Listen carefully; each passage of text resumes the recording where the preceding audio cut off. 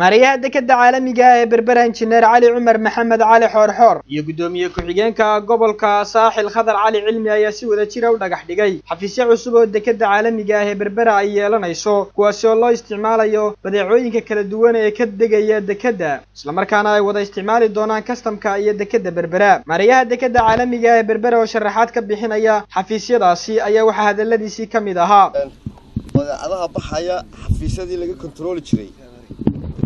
meeshoodii waan ka ranay waan ka duminayna xafiisyadaasi waxay noqonayaan meel badeecada la dhigo halka xafiisyadu ka sameeyay station place iyo waxa ahaa jiray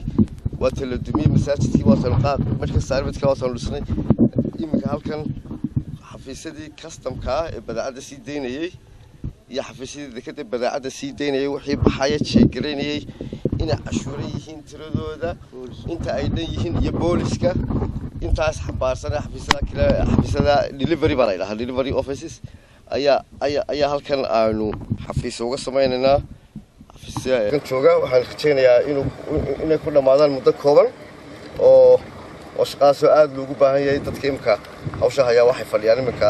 aan kadib Berbera bixinaysa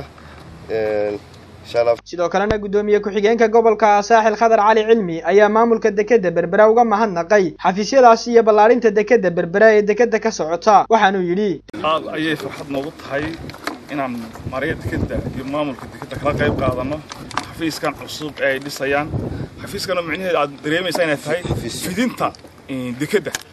oo xafiisyada dhexdeeda ku oli jiray markii dekedda ballaaratay dibadda lagu soo saaray halkan control ay noqoto marka aad baan u faraxsanahay waan ku hambalyeynaa maamulka dekedda inay horumarka sameeyaan insha Allah waxaan rajaynaynaa inuu noqdo xafiis tayo leh oo wax badan soo kordhiya dekedda caalamiga ah ee Berbera ayay muddooyinkii u dambeeyay ka socdaan horumar ballaaran oo lagu ballaarinayo dekedda Berbera kuwaas oo qaybo cusub lagu kordhinayo dekedda dhismahana waxa hirgelinaysa dekedda caalamiga ah ee Berbera Cabdikariim Saciid Saalax Home Cable TV